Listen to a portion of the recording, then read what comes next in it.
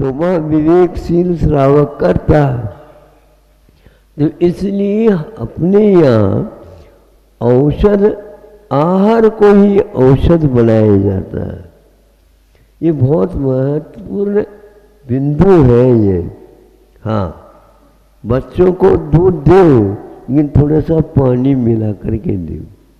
युवा को पानी मिलाना नहीं, ऐसे दे दो, अथवा उसमें कुछ और मलाई मिला करके दे दो। ये सब प्रक्रिया और उसके व्यंजन बना करके दे दो, क्योंकि उसके जठराग्नि तेज है और तेज हो जाए इस प्रकार वह कर लेते हैं। इससे रक्त संशोधन होता है। रक्त संचार अलग है और रक्त संशोधन होना अलग है। रक्त का विकास होना अलग है और रक्त से ना रुक जाना ये अलग है। इसलिए मानसिकता भी जो है एक प्रकार से भोजन के कारण बदलती रहती है। अब देखो कैसे कैसे आचार्यों ने उदाहरण देकर के हमारे लिए कहा, कीटनाशक और कीट निरोधक। भारतीय खाद्य वगैरह व्यवस्था में कीट निरोधक बताया।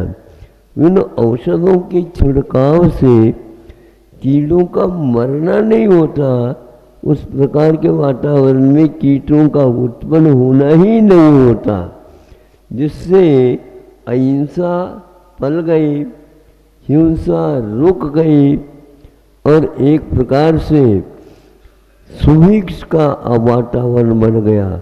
खर्च ज़्यादा कुछ नहीं हुआ, मात्र विवेक के माध्यम से और उस संगति से ये कार्य हो जाता है। इसके अलावा आचार्यों ने यहीं तक सीमित नहीं रखा। बोलिए, आप एक दूसरे के साथ बोलेंगे, प्रेम के साथ बोलेंगे, स्नेह के साथ बोलेंगे, नहीं समझे अच्छे भावों के साथ बोलेंगे, उसके द्वारा भी रक्त का संचार और रक्त का विकास हो जाता है। सुन रहे हो क्या नहीं आप लोग? हाँ हाँ, आपकी तालियों से ज्ञात होता है कि आप सुन रहे हैं। बहुत अच्छा। मतलब ये ताली बजाने के लिए इसलिए कहा है, वक्ता को भी उत्साहित हो जाता है।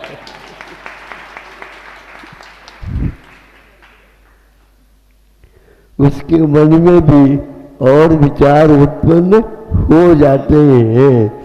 इन लोगों को समझ में आ रहा है, तो समझ में आना भी एक प्रकार से कीट निरोधक है। हाँ, बिल्कुल। हम जो भोजन से भोजन की तो बात बार बार करते हो, किंतु ऐसे वातावरण ही न बने। हमारे आचार्य ने कहा, गर्म पानी पियोगे कीट निरोधक होगा। नहीं समझे? गर्म पानी पियोगे तो कीट निरोधक, यानी कीट उत्पन्न ही नहीं होंगे। यदि सचेत आहार लोगे तो उसमें जीवों की उत्पत्ति हुई। दोषी कौन है? शास्त्र तो पढ़ते लेकिन अच्छा नहीं लगता। सेव खाओ लेकिन सेव को साबुत खाओ, बहुत अंतर है, उसमें सचित्तपना है। इसलिए एक प्रतिमा ही रखी गई है कि एक बार भोजन देते हैं मुनि महाराज, यदि मान लो इस प्रकार का सचित्त पहुंच गया और गर्म पानी नहीं मिला तो वहाँ एक प्रकार से जीवों की उत्पत्ति में कारण हो गया। देखो आप लोगों का विवेक उसमें नहीं रहा, इसलिए मुनि महाराजों को भी सोचना चाहिए, व्रतियों को भी सोचना चाहिए। कीट निरोधक औषध की अपेक्षा कीट निरोधक भोजन पान देना सर्वोत्तम माना जाता है। इसलिए हम स्वाध्याय तो करते हैं, लेकिन स्वाध्याय के साथ विवेक और रखना चाहिए। ये भोजन और पानी भी एक प्रकार से वृद्धि के लिए बहुत ही उत्साहवर्धक है। हाँ, इसके लेवल से वहाँ ध्यान लगता है, ज्ञान संयत हो जाता है, दृष्टि में कोमलता आ जाती है, दृष्टि में स्नेह वात्सल्य आ जाता है। इसलिए आप लोगों के वात्सल्य को वात्सल्य नहीं माना और गाय बछड़े के ऊपर स्नेह करती है तो उसका शरीर सारा का सारा बछड़े का निर्दोष हो जाता है। ये हमने एक चिकित्सक से सुना था। क्या है तो उसकी जिह्वा में उस प्रकार के वातावरण बना लेती है वो, और उसके द्वारा उसको चाटती है तो वह पूरा उसका अंग निर्दोष हो जाता है। इसलिए गो वत्स सम स्नेह करें, प्रेम करें, वात्सल्य करें। इस प्रकार कीट उत्पन्न ही नहीं हो बछड़े के जीवन में। इसलिए वहाँ जब कभी भी आती है तो सर्वप्रथम दूध तो बाद में पिलाती, पहले सर्वप्रथम उसको अपने जिह्वा से चाटती रहती है, तो अर्थात कोई कीड़े इसमें उत्पन्न न हो। ये है आप लोगों का। इसलिए ये भी एक शरीर है, इसमें ऐसा यदवा तदवा आहार लोगे तो वहाँ पर पठार भी बनते हैं, कीड़े भी बनते हैं और अनेक प्रकार की कोशिका में दोष भी उत्पन्न होते हैं, जिसके द्वारा खून का जो संशोधन होना है वो रुक जाता है। महाराज हमें आशीर्वाद दे, ऐसे कैसे हम फोकट में आशीर्वाद दे।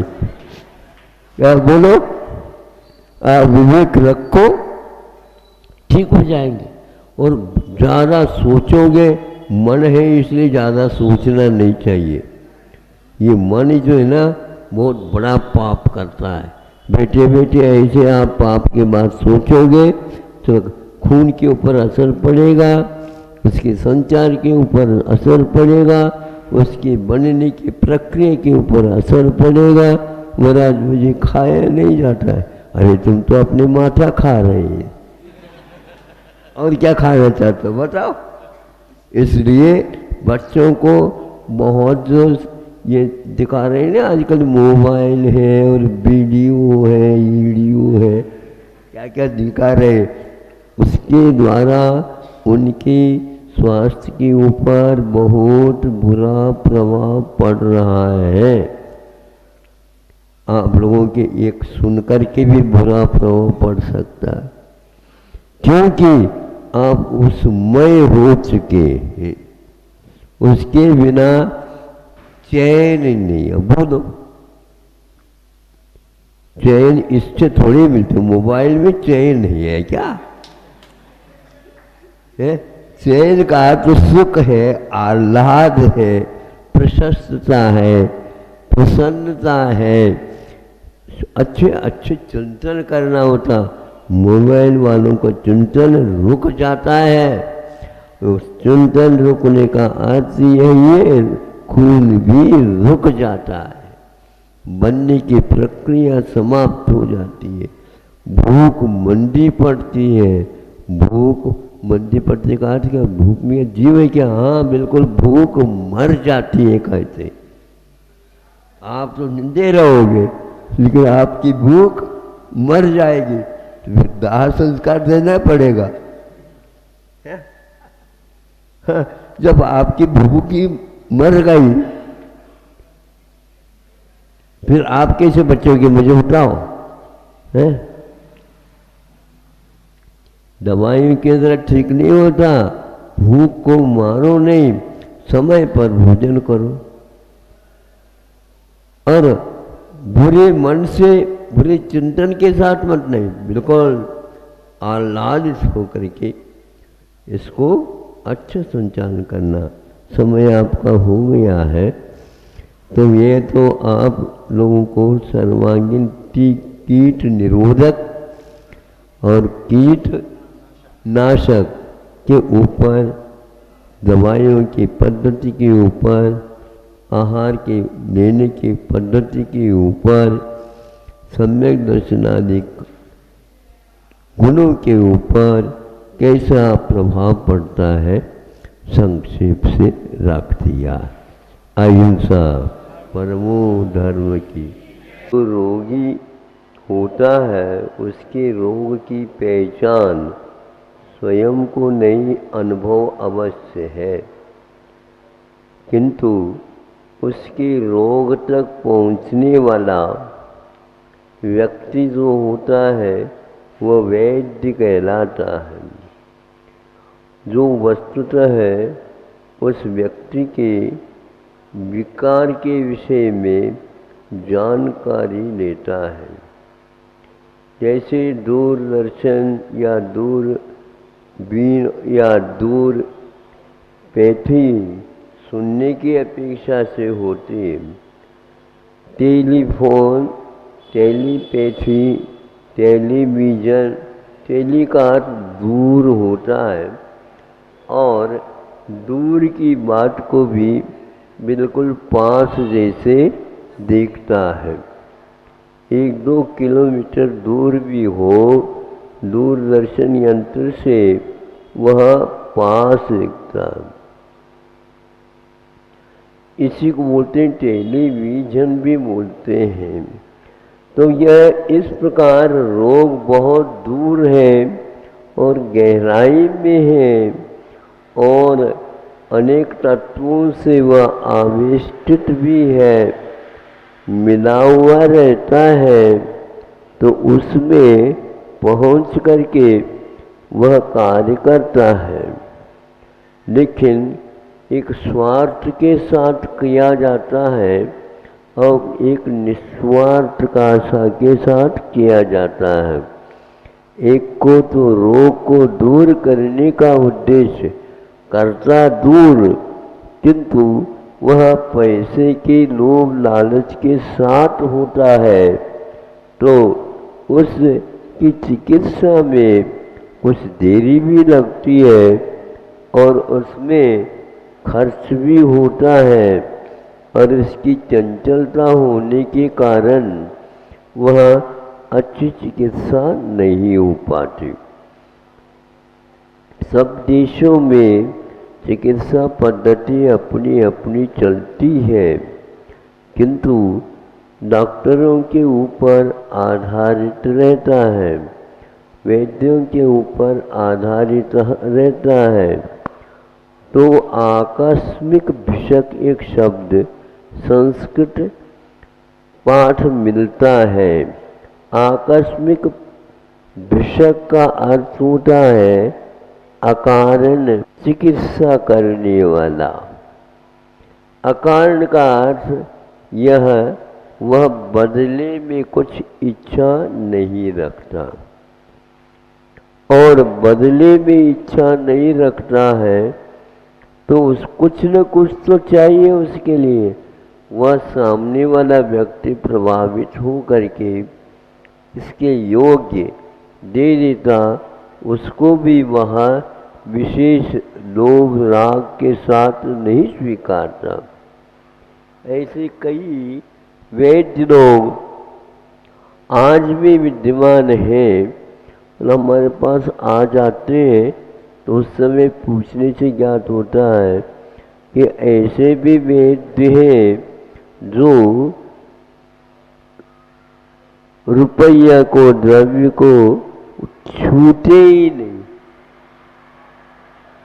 छूते ही नहीं, और घर वाले आकर के उसको ले चले जाते हैं, ये कितना दिया, कितना और देना है आदि, वो भी पूछते ही नहीं। ऐसे वैद्य भी मिलते हैं आज के ज़माने में, किंतु वैद्य की जो ग्रंथ है वो आज के तो नहीं, तो वह बहुत दूर किसी ने लिखा है, और लिखने वाला तो कुछ चाहा ही नहीं, उसके बदले में निरोगता का मात्र उद्देश्य रखता है। हजारों वर्ष के उपरांत में वो भाव, वो तरंगे, वहाँ भावों के जो एक प्रकार से व्यवहार ऐसा बंधा हुआ रहता है, वह अपना असर करता रहता है। कोई भी चीज तेल वगैरह लगाते उसकी क्षमता के अनुसार उसका असर उस व्यक्ति के ऊपर बना रहता है। और यदि इसमें मान लो थोड़ा सा मिश्रण कर दे तो बहुत जल्दी मिट भी जाता है।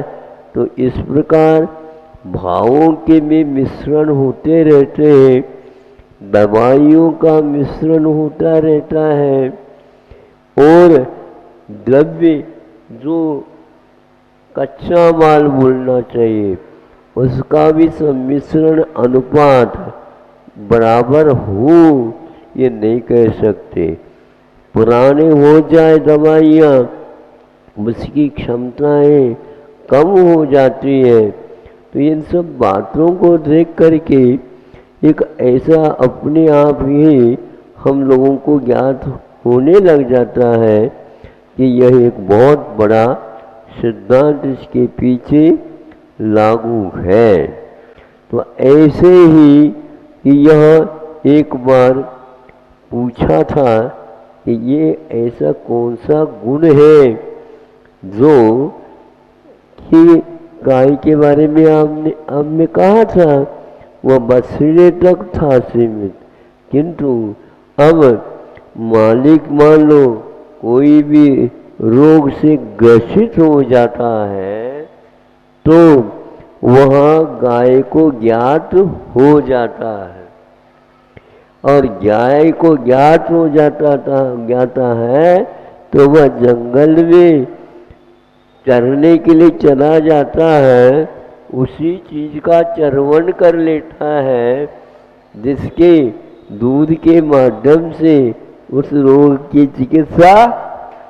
सुन रहे हो क्या नहीं आप लोग? हाँ, तो इस प्रकार वैद्य लोग उससे भी आगे वो गाय को मानते हैं। तो उस दूध में वह खाया हुआ चरवण करके औषध आता है, और वह दूध बन करके वह काम में आ जाता है। इसी प्रकार और भी उन्होंने बताया कि इस प्रकार ये नैसर्गिक नियम है, लेकिन जो गाय मालिक के प्रति इस प्रकार के भाव करती है उसी के लिए यह कामयाब हो जाता है, उसका असर पड़ जाता है।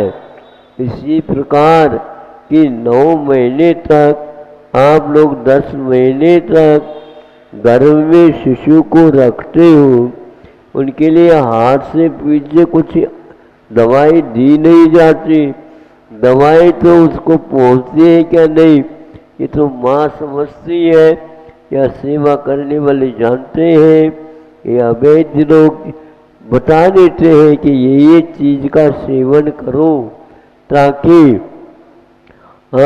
गर्भस्थ शिशु का भविष्य में इस संग से सुदृढ़ वह शरीर बने और इस प्रकार के उसकी बुद्धि हो, ताकि उसका जीवन अंतिम घड़ी तक ऐसा काम करता रहे। यह एक प्रकार से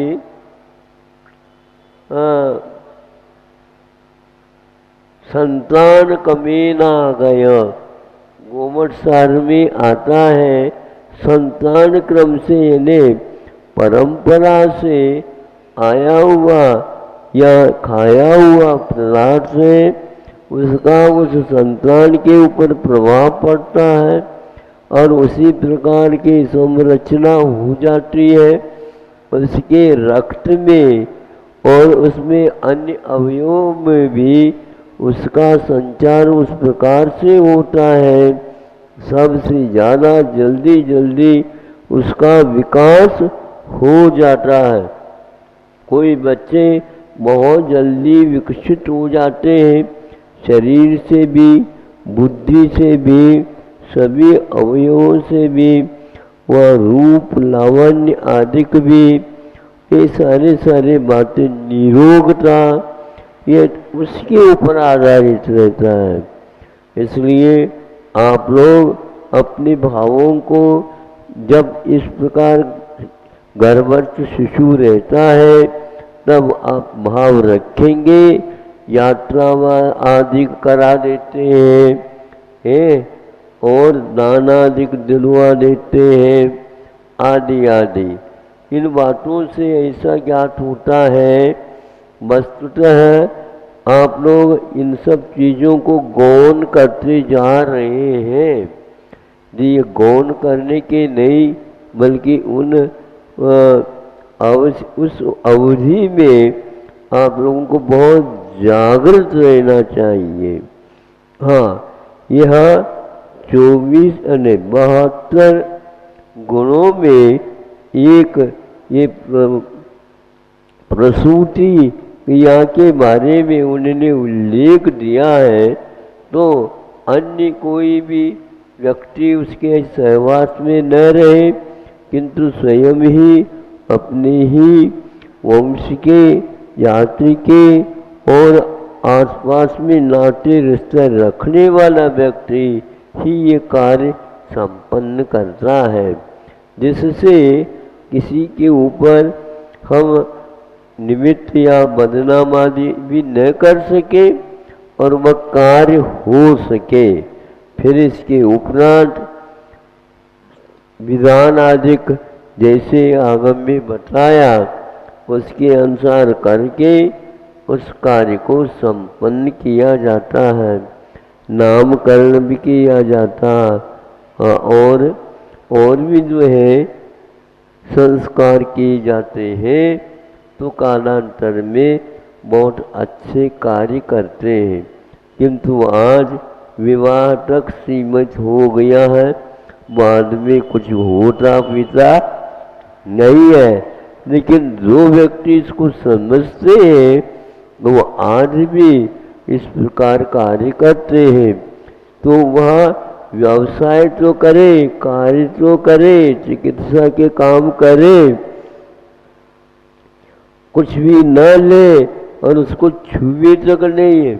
आज तो बार बार देख लेते भैया गिन तो लो, एक बार गिन लो, एक और बार गिन लो, कोई भरोसा मत रखा करो जमाने का। होता है क्या? नहीं होता, देखने भी मिल रहा।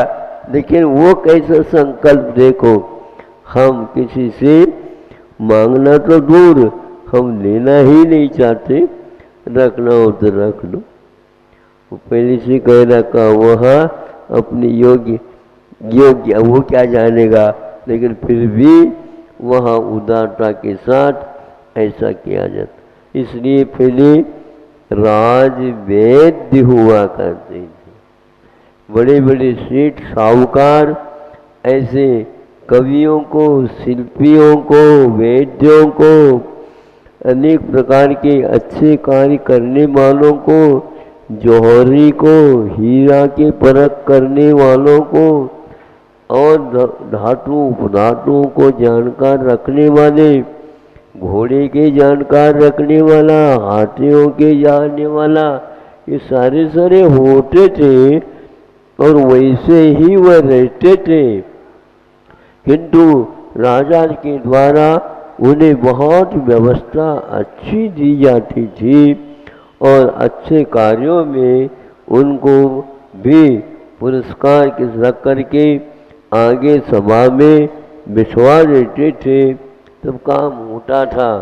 आज इस प्रकार का कार्य नहीं के बराबर है, नहीं है ऐसा तो नहीं कह सकता, लेकिन फिर भी मात्रा तो बहुत घटती हुई हो गई है। पहले के सोने में और आज के सोने में भी सुनते हैं अंतर आता जा रहा है। कैरेट के हिसाब से बोलते नहीं, क्या बोलते हाँ, 24 है, 25 है, 26 है, हाँ 24, 22, 23, वही इस प्रकार के बनता जा रहा है। इसका अर्थ उसका स्तर भी गिरता जा रहा। आगमों में पहले ही कहा है ये बहुमूल्य वस्तुओं की परख आज कम होती चली जा रही है, इसलिए उसका जो लाभ मिलना चाहिए वो नहीं मिल पाता है। इसलिए वह विद्या, वह जानकारी, वह कलाएं, वह सारी जो स्थिति थी वह सब समाप्त होती जा रहे हैं। आप प्राचीन इतिहास, प्राचीन ग्रंथों को पढ़ेंगे अवश्य ही ज्ञात होगा, क्योंकि पूर्वजों ने बनती कोशिश अपने जीवन के लिए इस प्रकार का संकलन करके रख करके चले जाते हैं। वैद्य लोग भी अपने अनुभव से और दवाइयों का निर्माण करके और दवाइयों के मिश्रण से एक दवाइयों की शक्ति और बढ़ती चली जाती है, ऐसा कार्य करते थे। आज भी यदि जानकार मिलता है तो उसको सुरक्षित रखना चाहिए।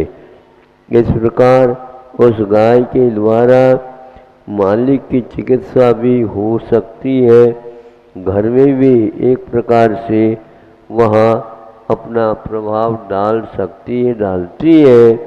इसी को बोलते हैं जो व्यक्ति मनुष्य नहीं है लेकिन मनुष्यों के साथ रहने से मनुष्यों से भी ज़्यादा संवेदन अपने पास रख सकता है और उसके द्वारा सेवा वह कर सकता है।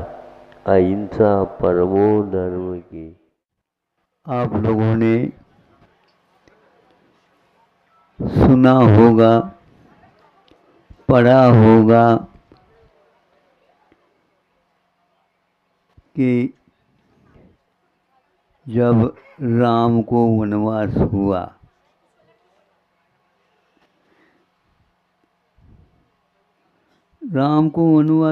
तो राम के परिवार ही मात्र उनके लिए रोए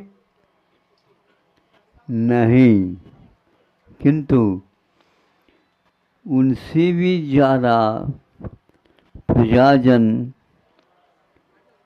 उनको चाहते थे। हम राम के बिना नहीं रह पाएंगे।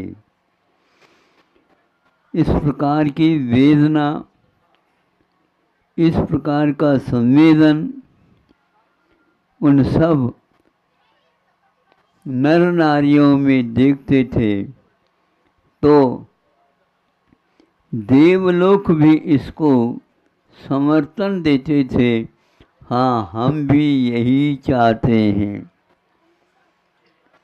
हम भी यही चाहते हैं। ऐसे विश्व के ही चहेता राम सभी लोगों के मुख में आज भी बैठे हुए हैं। बैठे क्या नहीं? हाँ, आप लोग यही बोलते हैं, पहले जय लगाते हैं, जय राम, जय श्री राम। हाँ, ऐसे चूंकि ये इसलिए लोकप्रिय तब बनता है जब संघर्षशील जीवन को जीता है। संघर्षों में भी जिन्हें सुख और शांति का और कर्तव्य का बोध होता है, ऐसे महापुरुष ही हम लोगों के लिए शरण होते हैं। जिन्होंने अपने लिए कुछ नहीं चाहा किंतु जनता के लिए ही चाहा, रात और दिन को एक किया है। जंगल में जाकर के कौन रहे हैं? आज के नेता लोग जो है ना कि 5 वर्ष के लिए चुन करके आते हैं तो अगले चुनाव की बात चिंता करते। सही कह रहा हूँ? तुम तो समर्थन आए का है।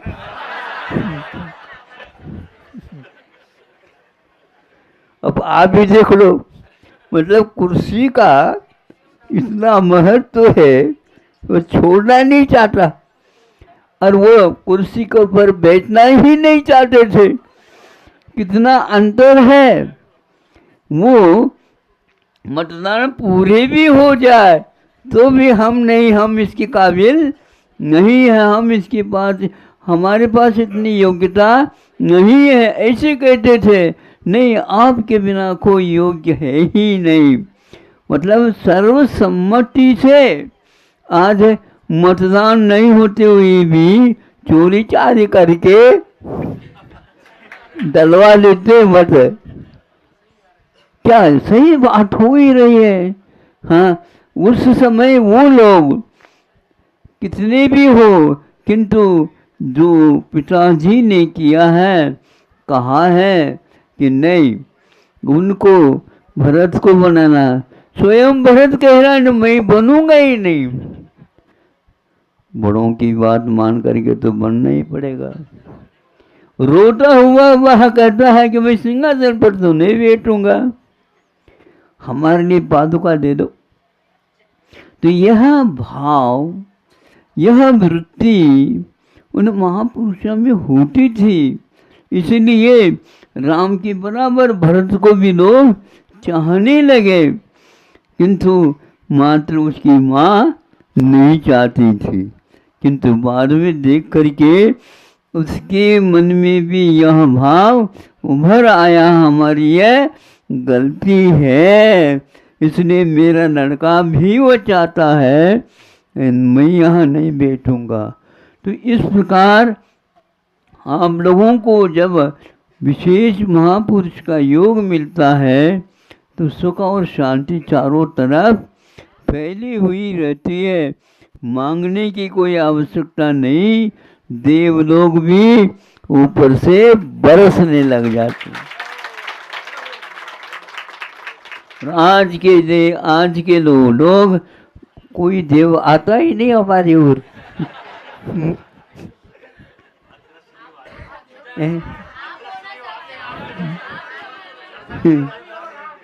हाँ, तो अब देख लो ना, ये कोई महाराज आ रहे हैं तो घर ही खाली कर दिया। भाव है ये।